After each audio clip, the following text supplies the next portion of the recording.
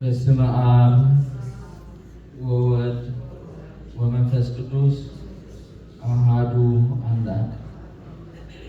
ስድራቤት እግዚአብሔር ከመይ ቀኒኹም ንሓደ መጺእኹም ከመይ ጸኒኹም። እግዚአብሔር አምላኽና ቅዱስ ፈጣሪና ብሰላም ብድሓን ኣብ ቅድስቲ መኣዲ ብቅዱስ ቃል ንቅዱስ ዕላማ አራኺቡና እሞ ክብሪ ምስጋና እግዚአብሔር ይሁን።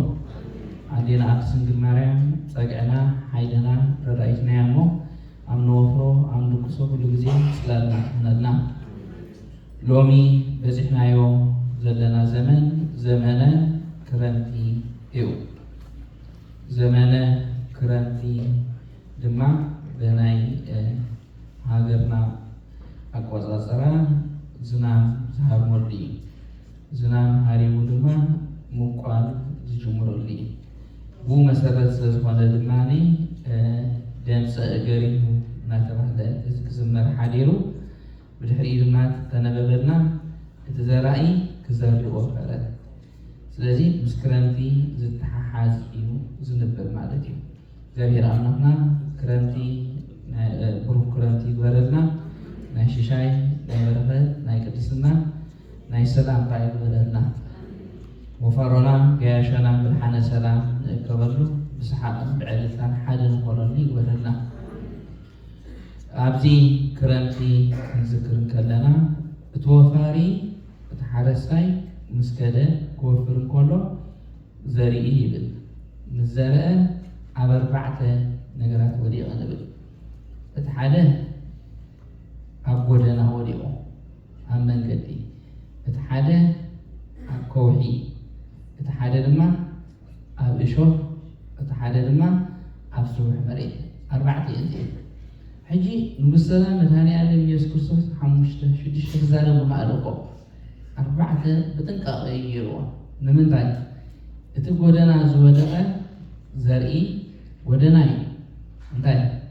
ከብቲ ሓልፋሉ መንገዲ ርብዓተ ዝኾነ ሰብ ሓልፈሉ ተረጊፁ እንታይ ኮነ? ከይበቆለ ጠፍአ። እቲ ካልኣይ ኣብ ከውሒ ዝበቆለ ዝተዘርአ ድማ ሓመድ ይረታ ቆርቦ ሓመድ ፀኒሕዎ እቲ ከውሒ ብቑልል ድሕሪኡ ሱር ከሳፍሕ ስለዘይክእል እንታይ ይገብር? ይሓርር። እቲ ሓደ ከዓኒ ኣብ እሾኽ ዝበቆለ ኸ ማዕረ እሾኽ እዩ ዝበቁል። ክፈሪ ምስ በለ ግን እቲ እሾኽ ሓኒቑ የትርፎ። እቲ መወዳእታ ግን ኣብ ስሩሕ መሬት ዝወደቐ ክንዲ 30-60-100 ፍረ ፈርየ። እዚ ሕጂ እግዚአብሔር ብዛዕባ ሕርሻ ይደሊ ኣይኮነን። ብዛዕባ እንታይ ይደሊ ዘሎ? ልብና ይዛረብ ዘሎ። ኣብ ዓለም 4 ዓይነት ልቢ ኣሎ። ብፍላይ ኣብ ቤተክርስትያን ዋላ እንተሪእናዮ ካብቲ ቃል እግዚአብሔር ሰማዕናዮ እቲ ዘርኢ ተባሂሉ ዘሎ ኣይናዩ ቃል እግዚአብሔር እዩ። እቲ ሓረስታይ ተባሂሉ ዘሎ መን እዩ? ካህን እዩ። ካህን እዩ። ነቲ ቃል እግዚአብሔር እንታይ ገብሮ? ይዘርኦ። ሽዑ ልቢ ግን ኣብ ምንታይ ዝምልኮት? እቲ ዘርአይ ሓደ እዩ። እቲ ዘርኢ ሓደ እዩ።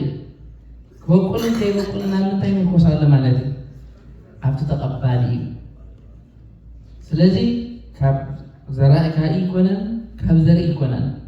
ፀገም ዝፈጥር ኣይናዩ ልቢ።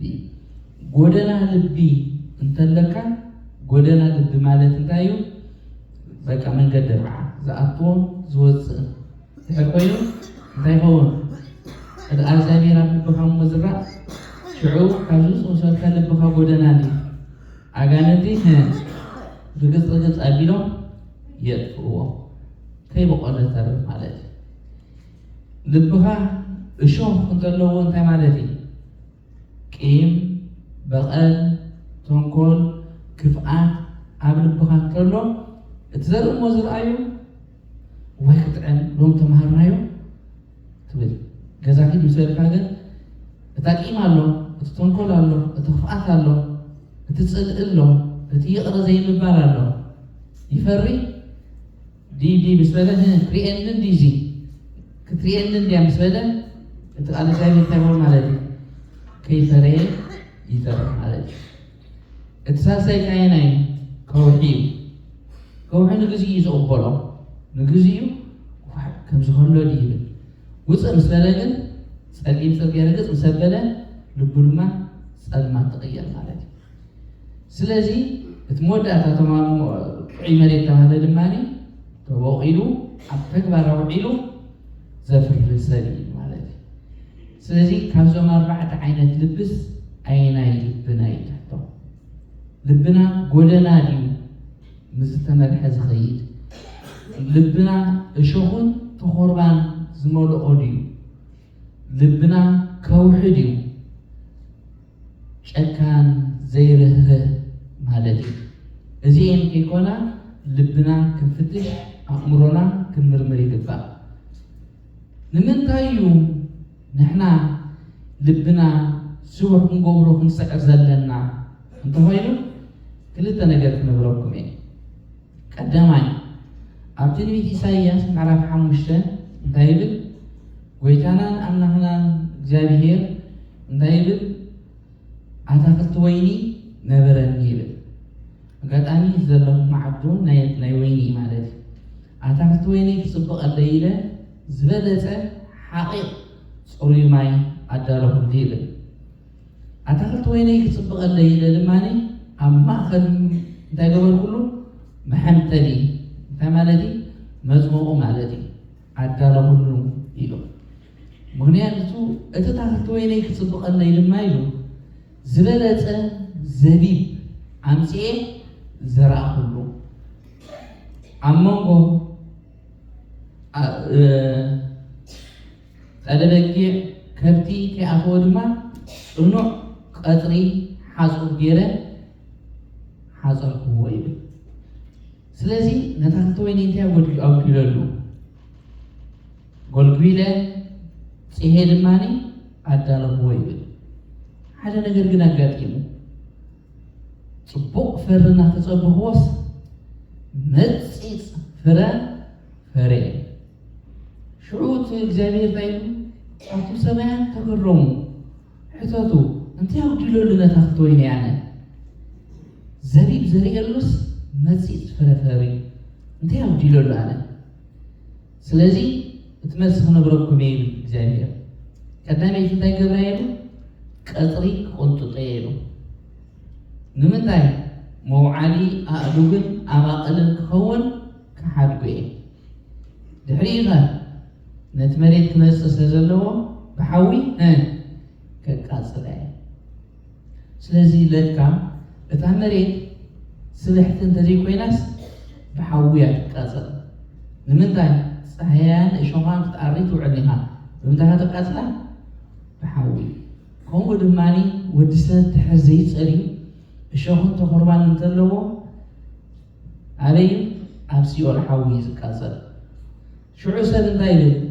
እግዚአብሔር ሲ ابسيو درمين نبل አይኮነን መኒ ድርቤ ካዘሎ نستخاي كمالك يشوفون تخربانا بقيتها تدرب زلها نتام مدري أنا زبيب زري إلا ما يقرب الله أنت يا ودي ناس كفروا زبزر لك جاني أنت مالتي زبدول كل نجار يلا سلازي زبدول كل زي بالله بحاوي كقاصلة مالتي سلازي كبران زوج جاني أبوتاتي أديتاتي أحواتي أحاتي حرستي أنت يبل إذا مريت تاجراتو واي زاجراتي جاسي برختيا يلا بوتو تقول طبعنا إذا حد تميلا ورحد يتقبل طبعنا أي يلون تيقبل يرجمع سلازي نتا مريت كومي جابير الله لما ندي تقبل زفري زبروه ودي نابله كل جدي زباره نت تقبلوا أنصارو زبيب تقبلوا متسيت زفرقن دايز هون موداتو يرومو مالتي موداتا مرقب دما سيئولن حاوني سلازي يدينا اللو انتهي يدينا لبنا نسخخال كنتوكعو لنا كنقلقلو لنا ندبنا كنسوحو لنا تسوح مريت قبرو بغمي وعلى الجامعير بنسحا بفقر الجامعير اسم تقبرنا نماني تقمو نعنا يتقمنا مغنياتهم تفرينا እግዚአብሔር አምላክ ቀጽሩን አይቀጥጦኒ ሓንሳ አሰብሁሉ ካብ መንገዲ እግዚአብሔር እሊክ ንብል ከለና ፈተና ይበዝሕ አጋንንት ይፃወቱልካ ኃጢአት ይደራረበካ ስለምንታይ ቀጽርካ ይቀንጠጥ ስለዘሎ ቀጽሩ ተቀንጠጦ ሰብ በቃ በፈተናን በናይ አጋንንትን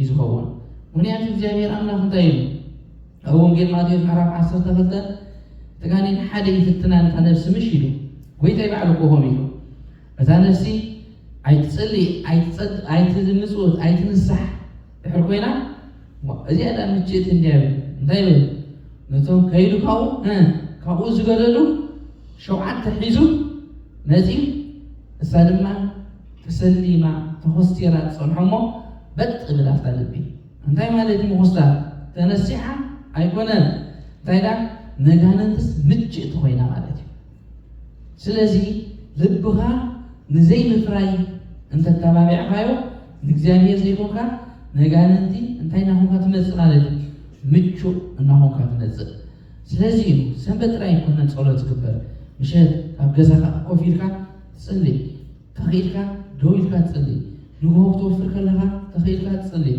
ምሸት ሰጊድካ ትፈጽልይ ንግሆ ሰጊድካ ትወፍር ሽዑ ሰላም እግዚአብሔር ንልብኻ የስብሖ ማለት እዩ ሽዑ እንተ ሓደ 30 እንተ ሓደ 100 ፍረ ትፈሪ እንተዘይ ፈሪኻ እንታይ እዩ እንተኾይኑ ኣኺልካ ዘይትፈርና ንምንታይ መሬት ተባኸን እዩ ተቆሪፃ ናብ ሓዊ ትድርበ እዩ ስለዚ እዚ ሓደ ነገር እቲ መሬት ወሳኒ የኽለኩም ደለ ሓደ ጊዜ ኣብ ትንቢት ኤርምያስ ድማ እግዚአብሔር ከምዚ ይብል እቲ ሰራሒ ካይላ ይብል እግዚአብሔር ሲ ሰራሒ ካይላ ይብል ገሊኡ እቲ ሰራሒ ካይላ እንታይ ይገብር ገሊኡ ንጉስ ዝቕመጥ ዝበለፀ ይሰርሖ ገሊኡ ድማኒ ሕሱር ይሰርሖ ሕቶይ ስለምንታይ ይሰርሖ ስለዚ ብሕድ እቲ ሰራሒ ካይላ ክቡር ሰሪሕና ንጉስ ሰሪሕዎ ሕሱር ድማ ትሰርሕ ኮይኑሲ እግዚአብሔር ሞ ንዓይ የኽበረንን ንዓይ ድማ ሕሲርኒ ረአዩ ከምኡ እዩ ዝመስል ቋንቋ ግን ኣይኮነን ሰራሒ ካይላ ሕሱር ክሰርሕ ከለኮ ወላ ሓንቲ ይከስብኒ ንምንታይ እዩ ገደሱ ሕሱር ዝሰርሕ ሕሱር ዝሰርሕ ሰራሒ ካይላ ሓንቲ እያ እንታይ እቲ መሬት ሕማቕ ተኾይኑ ተረዲኹማ እቲ መሬት ዘይረብሕ ኮይኑ ትሚል ጥፍጥፍ ፅጥፍ ኣቢሉ ብሕሱር ሽየጥ ዝሰርሖ እቲ መሬት ግን ፅቡቕ እንተኾይኑ እንታይ ገሉ ፅቡቕ መሬት ንሕሱር ክሰርሖ ድሕር ኮይኑ ክኢላ ኣይኮነን ዝበለፀ መሬት ረኺቡ ንሕሱር ኣቕሓ ሰሪሑ ድሕራ ቀሚጥዎ ንፋዕ ኣይኮነን እዚ ክኢላ ኣይኮነን ሰራሕተኛ ኣይኮነን ኣመሓዳር ኣይኮነን ተረዳዲእና ኣለና ዝበለፀ መሬት ንዝበለፀ ኢኻ ሰርሖ ኩሉ ግዜ ክትህትም ማለት እዩ እሱ ድማ እግዚአብሔር ድማኒ ነቲ መሬት ዝበለፀ እንተኾይኑ ኣብ ዝበለፀ ይሰርሖ ስለዚ እቲ ሰራሒ ካይላ ኣብ ምንታይ ዝምልኮስ ጥበቡ ገለ ኩሉ ምስኡ ኣሎ ንዑ ግን ሓንቲ ነገር ኣላቶ ቅድመ ኩነት ትኾኖ ናይቲ መሬት ዓይነት ማለት ፅቡቕ መሬት ተኾይኑ በቃ ዝበለፀ ይሰርሖ ንፅቡቕ መሬት ናብ ሕማቕ ድሕር ሰሪሕዎ ጥበበኛ ኣይኮነን ስለዚ ንሕማቕ መሬት ድማ ናብ ፅቡቕ ተሰሪሕዎ ጥበበኛ ኣይኮነን ምክንያቱ ፈርክሽከሽ ክብል እዩ ስለዚ ዓይናይቲ ምስጢር እንተኾይኑ እግዚአብሔር ኣምላክ ጥበበኛ እዩ ኣብ መንጎይ ኣብ መንጎኹምን ንዓና ድማ ኩላትና ብክብሪ ክሰርሐና እዩ ዝደሊ ግን እቲ መሬትናሲ ንኽቡር ኣቕሓ ይምጥን ድዩ እቲ መሬትናስ ንኽቡር ኣቕሓ ይኸውን ድዩ እዩ እቲ ምስጢር ስለዚ ክቡራን ህዝቢ እግዚአብሔር ኣብ ዓለም ሎሚ ኣለና ፅምሐ ኣለና ትማል ምሳና ነበሩ ሎም ምሳና የለዉ እመኑኒ ካብዛ ብዚኣ ዘለናዎ ፅምሐ ንግሆ ዝቕድም ኣሎ ስለዚ እቶም ትማል ዝሓለፉ ክነብር ኢና እዮም ነይሮም እቶም ትማል ዝሓለፉ ንሎሚ ዝነብሩ እዩ ዝመስሎም ነይሮም ንሕና ድማ ፅራሕ ንነብራ እዩ ዝመስለና ኣለና ዲና የለና ግን ኣይንፈልጥን ስለዚ ኣጆኹም እግዚአብሔር ኣምላክ ግን ድልዋት ኩን ኢሉ መዓልቶም ኣይትፈልጡም ድልዋት ኩን ኢሉ ስለዚ ዘይተነስሐ እንተሎ ክንሳሕ ዘይቆረበ እንተሎ ክቆርብ ቤተክርስትያን ዘይመላለስ ተሎ ክመላለስ እዚ ፍጹም ክንሓስበሉ ዘለና ጽባሕ ክንብለሉ ዘይግባእ እዩ ሓደ ነገራት ይርኢና ከምዚ ብጣዕሚና ንዕዘብ ዘይትቆርቡ ተለኹ ሓደ ሰባት ግደፉ ትማል ምሳኹም ነበሩ ሎም ምሳና ያለውን ካርት ዝሃበኩም እግዚአብሔር የለን ምስ ዓመታት ስብል ስለዚ መሬትኩም እንታይ ግበሩ አጸብቁ ካይላኩም አጸብቁ ስለዚ ሎሚ በዚ አጋጣሚ እዚ እታ መሬት ቃል እግዚአብሔር ትሕዝ ተፈርያ ትበሃል ዘላ እንታይ እያ ስጋ ደምን ወሲዳ ተነስሐ ትሚልካ ተሰሚዕካ ተኸይድካ ከም ምንታይ ማለት እዩ ጎደና እዩ ዘይፈሪ ማለት እዩ ስለዚ ሕሱም አብልዎ ንጉሥ ሰላም መድኃኔ ዓለም ኢየሱስ ክርስቶስ ኣብ ዝመሲስ ነው ስጋውን ደሙን ቀሪቡ ኩሉ ነገር ኮይኑስ ጻዕዳ ክዳን ገይረ መጽአ ከለኹ ግን ኣብ መርዓኻስ ክመጽእ እሞ እንታይ ክገብር ጻዕዳ ክዳን ገይረ ደው ክብል እየ ነቲ ዝስራሕካዮ ግን ስዋኻ ይጥዕሞ እንጀራኻ ይጥዕሞ ጌልጌል እትዋና ሓጒስካዮ ይሕጐስካዮ ኣብዚ ማን መጽኤልካ ኣለኹ ግን ናባኻ ኣይጥዕመልካኒ ክትብል ጉቡእ ኣይኮነን ማለት እዩ ስለዚ እዚዩ ነቲ መሬት እንታይ ዝገብሮ ዘለስልሶን ዘጸብቆን እሞ ኣቦታተይ ኣዴታተይ ካብቶም 4 ልቢ ኣየኖት ኢና ዘይተነሳሕና እንተለና ከምቶም ከውሒ እሾህ ወይ ድማ ጎደና ልቢ ሒዝና ከይንህሉ ክንጥቀቕ ይግባእ ርእስና ንፈትሽ ኣእምሮና ንመርምር እግዚአብሔር ኣምላኽ ሰኪ ይብዝሓልና ስለዚ እዚ ንሎሚ ካምለናይ እግዚአብሔር ኣምላኽ ምሳና ይሁን ብሕግን ብትእዛዝን እግዚአብሔር ክንከይድ ልብና ከነጸብቕ ክቡር ኣቕሓ ክንከውን ድማ እግዚአብሔር ኣምላኽ ይደግፈና ኣዴና ስንግል ምሳና ትሆን ቅዱስ ሚካኤል በበረከት ሰማይ በበረከት ምድሪ ኣምነ ወፍሮ ኣምነ ኣትዎ ኣምነ ድቅሶ ብየማን ብጸጋም ብቅድም ብድሓር ኮይኑ ይሓልወና